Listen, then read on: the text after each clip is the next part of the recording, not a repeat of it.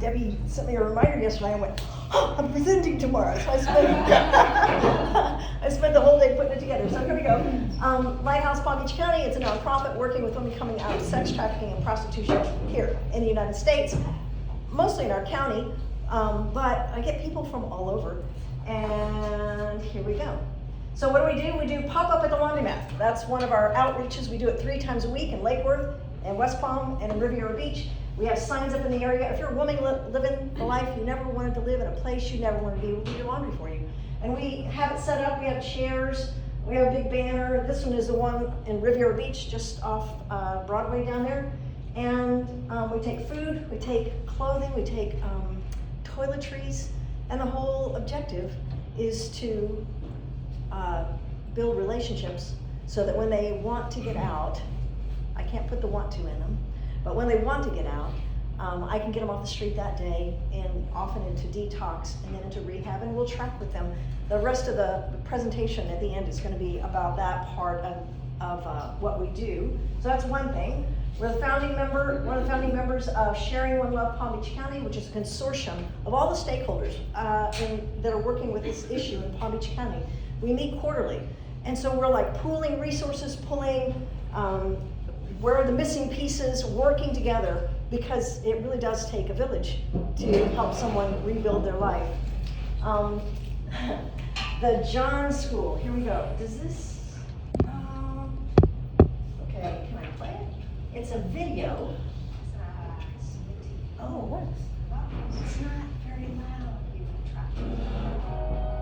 Florida law allows individuals charged or convicted of prostitution an opportunity to revise their views of commercial sex through education. My name is Becky Diamond. I'm with Lighthouse Palm Beach County, and we run the John School, which is a training for individuals who've been arrested for prostitution. Of course, we support the restoration work we do at no cost to the county. For those with misdemeanor charges, it removes the count from the records when STI testing and court fees are paid. The course is now required by law for individuals convicted of prostitution charges. I'm here with my friend, and she hates it when I say this, my hero, because she's done a lot of work to be able to get to the place where she can talk about her story as a survivor without being re-traumatized. Already implemented in Palm Beach County, the program utilizes both video and live programming, drawing on survivor testing and medical and mental health professionals. We'll be going over sexually transmitted infections so that you can be educated and you know what to look for and how to get them treated. I am a licensed mental health counselor. I've been working with trafficking survivors since 2011. In multiple languages for greater impact. 1 en 5 personas están teniendo ITS en los Estados Unidos. This program can make a difference in your county, reducing both supply and demand for commercial sex. Why I'm sitting here is because I'm hoping to be able to disappear. That you'll hear my story and realize that there's a real live person. The first myth is that women enjoy it as much as men. 92% wanted help getting out. 100% said they didn't want anyone to ever have to prostitute their bodies for sobriety. I saw a lot when I was trafficked, women being trafficked by a boyfriend or a husband. It looked like we were boyfriend, girlfriends, family members trafficking their children, friends trafficking their friends. I was like, oh no, I'm not going to do that. I was pushed into it, and he manipulated me. He used everything I had dreamed of to get me to do what he wanted to do. He slowly introduced me to the idea of prostituting myself. With separate classes for buyers and sellers, we utilize best practices programming to address causative issues, resulting in lower recidivism.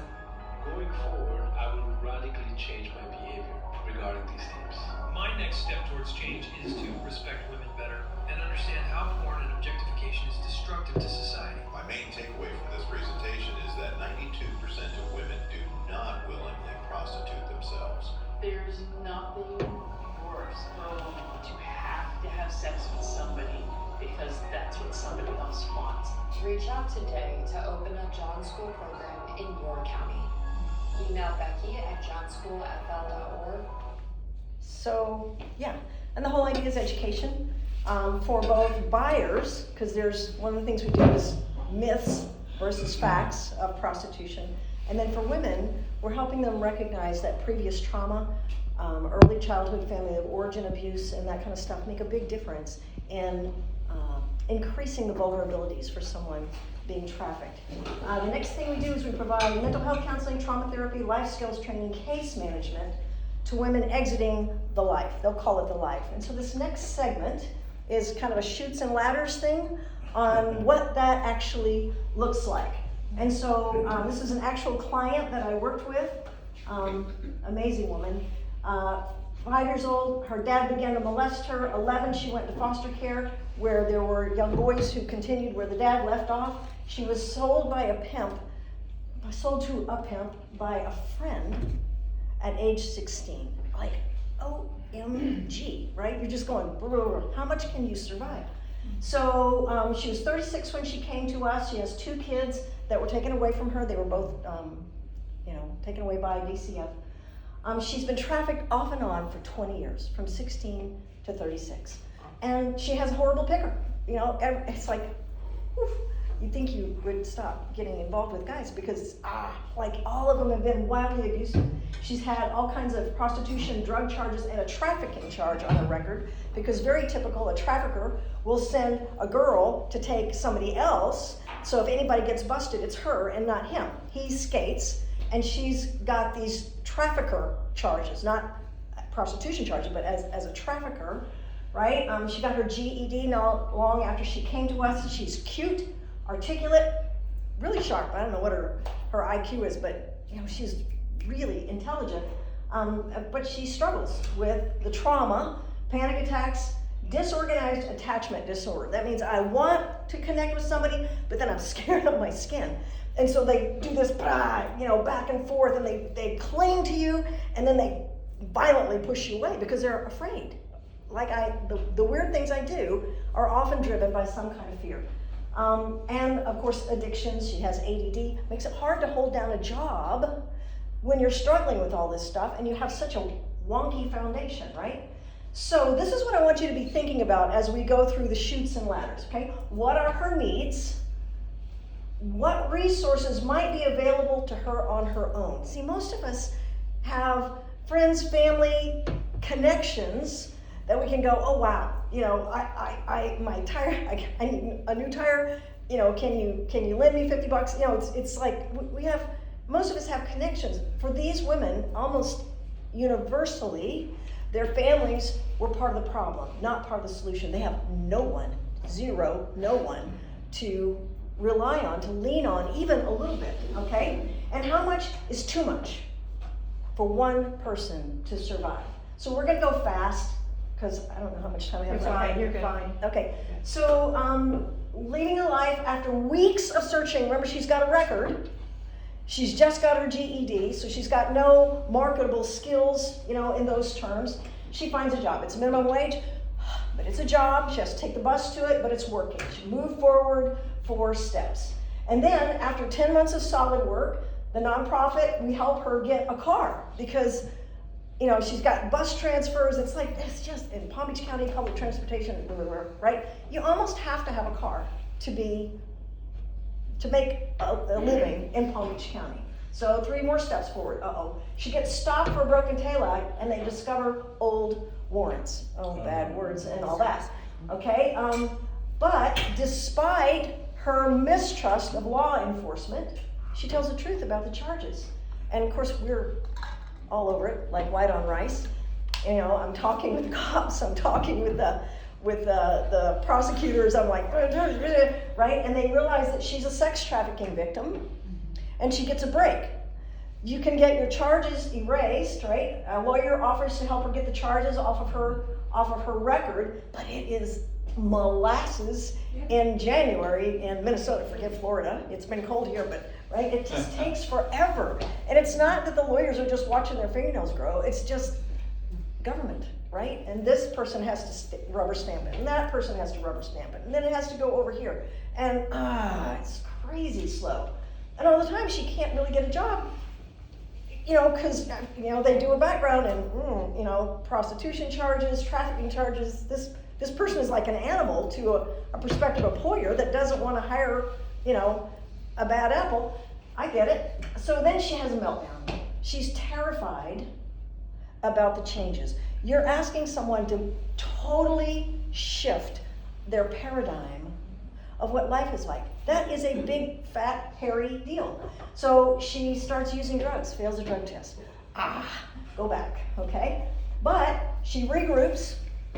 She's got support that she needs. How easy would this be for someone to do on their own? Right? I work with law enforcement all the time. I work with the state's attorney's office all the time. They know me. And when I pick up the phone and go, hey, this is a trafficking survivor, this is not a perpetrator, because I've been doing it since 2011, they listen to me, right? And they will give someone space, right? That if they were just trying to do it on their own, it's not gonna happen, right? She's being more honest with me as her therapist, because who wants to admit I am so messed up, I'll never crawl out of this hole. So now she's being more honest about the stresses and resources, how she's navigating them. So she moves forward 6 steps. She starts trauma-focused therapy. She begins exercising, develops spiritual resources, begins attending church. So she's making progress. It's not fast, but it's happening, right? And then her trafficker is released from prison, and he's mad. And he's texting her, social media coming after her, and she's terrified. She's seen this guy in action. She knows what he's capable of, and he's mad, and he's free, right? It's terrifying her. She can't sleep. How well do you work when you can't sleep? Nah, not so great. I can't even connect dots, right? Much less, speak in complete sentences. So then she loses her driver's license because of some unpaid out-of-state violations. Just caught up with her. So she's taking the bus, and the trafficker, she's standing out in front of God and everybody, right? Waiting for the bus. So that increases her vulnerability, increases her anxiety, right? Then she's able to work out a payment plan to resolve the fines. She takes a driver's ed plus, she gets her driver's license back. Glory, hallelujah, right? We're like jumping up and down, move forward 4 steps. Her record is finally cleared from being trafficked. She can get a legitimate job that pays better. Typically, these gals kind of end up in call centers. The first couple jobs she had, she worked like 2 weeks and they didn't pay her. Like they're rascals. Anyway, so she's got a better paying job, yay, right? But she lacks the life skills to cook or even shop for food. She's gonna have to master those to be able to move out on her own. She said her mom never modeled how to cook, how to shop. She said, I'm working with her. She goes, yeah, I go into Publix and there's so many decisions to make that it freaks me out. And I get a bag of chips and a soda and I walk out because she can't pull it together. Nobody ever showed her how. What's that? I said I have that same problem. But so many of the life skills I have, I got from my mom, who modeled them. Right? It's not because I'm smart or especially bright, right? That's just how you did it, right? But when you don't have that modeling, you learn how to do life most commonly from modeling. When it has to be taught at an inopportune time, that's easy to learn that when you're 10, 12. Much harder when you're 36, 37, 38. So then she graduates from the Safe House program. She finds a place of her own. She's got a monthly budget she can manage. 4 steps forward. Her car has to be replaced. She borrows money from her current boyfriend. Okay, remember, she's got a bad picker. So I'm already going, right? She owes this guy money. Oh no. Right? Stay where you are. It's not, more reliable car, but, right? And so it's like this is what I do for a living. No, actually I don't do it for a living because I don't get paid. But this is how we work with women escaping the life. They need someone to be their champion. And that's what we do. So this is our next big objective. We actually have someone who's interested in helping us open a safe house. How amazing would that be? And these are just plans that I had drawn up years ago. We were looking at a property that could have worked, but that is the big deal because they typically go to detox, they go to rehab, And there's a women's only rehab that we love down in Delray that's a 90-day in-house program. But then they go to a sober house and they have to get a job. That is where people fall through the cracks. The safe house would provide community where, hey, where are you? I care, right? They would be, okay, you know, the first month you're just looking for work, but you know, there would be that support so that when things go sideways, how often do things go sideways with this population, right? They have the support that they need to keep going. And yeah, woo, I did it in 20 minutes, I'm good. Absolutely. Yeah. It's 10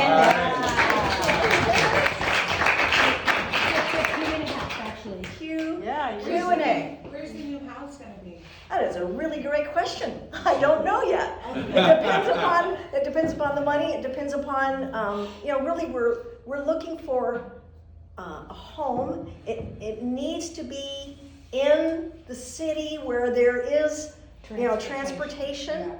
And a lot of times there's court issues. So then, you know, I don't want to have to bring them from Belglade, you know. And, probably just a home that's got, you know, 5 bedrooms, something like that, you know, 3 baths, and we would run it out of there. But it has to be a secret though. It has to be a secret. Yes, yes. I ran a safe house for 5 years. Some of my gray hair came from that. The rest of it came from my kids, I think.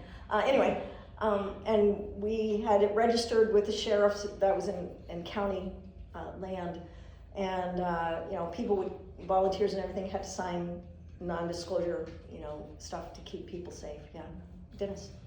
I was going to ask that question, or a question related to that. You know, do you get any type of support in terms of protection for yourself and for your ladies at the pop-ups or anything? I mean, you know, I hate to state the obvious, but the obvious solution to all the pimp's problems is to eradicate you. No, I don't. Police have offered, and different individuals have offered, but generally in the hood, and all of the pop-ups are in, you know, rough areas. If you're doing something good for the community, they generally leave you alone. And so we're kind of relying on that. I have a concealed carry. I just had my shoulder repaired, but I used to go shooting every week because if I'm going to carry, I'm going to be proficient. But I thought, you know, I am every bit of 5'1", and you know, how hard would it be for somebody to, you know, pull a gun out of my hand and then use it on me? Okay, I don't want to help them, right? Yeah. And so I just kind of go, okay, God, this was your idea, so this is your problem, not mine, and that way I sleep at night. Yeah, amen. Yes. I just want to say that you're just very brave, exactly what he's saying, because I've followed this industry for years and it's horrible, but now we all know it goes pretty deep, and so you're very brave because that's, you know, takes a lot. It wasn't my idea. I'm a person of faith. I felt like God said, you know, this is what He wanted me to do, and I felt like this is what I was created to do. We have designed a course here that we're going to be teaching, and it is all about meal planning and budget planning for food with some cooking. So that might be something that we could, you know, open up to you guys. That would be amazing. If you have a group, or even if you want to just, you know, send one at a time when we host the class. That would be amazing. Yeah. It is a life skill. I mean, yeah, it if is. you don't. Yeah. If you don't know how to boil water, right? Yeah. Right. I mean, it's really about nutrition, your budget, but it all starts with food. Yeah. So. Yeah, it really does. And if you're buying all your meals out, I mean, ooh, that's just money going out the window, right? Anybody else? Yeah. Yes. My introduction to this whole concept of networking in this group was at the Brewhouse Gallery, where I do open mic nights. I started doing it about 3 years ago. That's how I met Mildred and Joe, and that led me to join the networking group that started from this group. And I wanted to say that you've come to see me play music, but you're the biggest rock star that I know. Oh, thank you. Thank you. Yeah. Yeah, so first I just want to say thank you so much for everything you're doing in this community. Like, that is just like so necessary to see your like boots on the ground. And second, I've been seeing a lot of like sip-in shops happening in like the industry that I'm in, like fashion. It's not just fashion that I do, but I would love to do like a sip and shop event, specifically with coffee though, because I don't really drink that much, and give 100% of the proceeds that we get to Lighthouse. Thank if you so possible. much. Depending on how much I sell, I don't know how much we're gonna make, but like whatever we make to the safe house, if possible. Love so it. I'd love to communicate. Thank you so if much. You want that. Yeah, we live on regular mortals donating. You know, we have a thing online where you don't have to pay your credit card fees. They take, you know, the company picks that up. It's called Zephy. We're always looking for volunteers, especially women, because everybody needs somebody who goes, I care, where are you, right? And I can't be everywhere. And we need volunteers for the pop-ups. They're actually really rewarding. And it's not scary. We're out of there. We go from 3:30 to 5 o'clock. Monday, Tuesday, Wednesdays is when we hold them. And, you know, we're just talking and making friends. And it's like you meet people that you're going, wow, I don't know how you do what you do. We estimate in Palm Beach County there's about 2,400 women being commercially sexually exploited. That's just with the numbers that we can verify through escort services, massage parlors, strip clubs, and erotic, you know, websites, that kind of stuff. But that's the reality here. Yeah. So I heard a strange thing, and I have no idea the validity of it, but they were saying that like during Super Bowl, that is like the highest time for sex trafficking. Is that true? Yeah, it is. Wow. When That's there's scary. big events, like you know, when there's the Republican or Democratic conventions, or you know, big issues, because people are traveling. They don't think their neighbor is going to see them if they go out to this bar, right? There's anonymity, and people do all kinds of stuff when they think they can get away with it. Yes. I joined you, Becky, at one of the pop-ups, and I have to say that the ladies that were there were lovely. Were lovely women. Yeah. They all had their story, but truly sat and chatted and had a soft drink. She's always got a cooler in the back of her trunk of, you know, to share with these gals while they run back and forth to the laundromat, changing from washer to dryer. It was very enlightening. Yeah. Wrap it up. Okay, good. Thank you so much. Appreciate your attention. There's paperwork on the table, business cards, all that kind of stuff. Yeah, thanks. Bravo.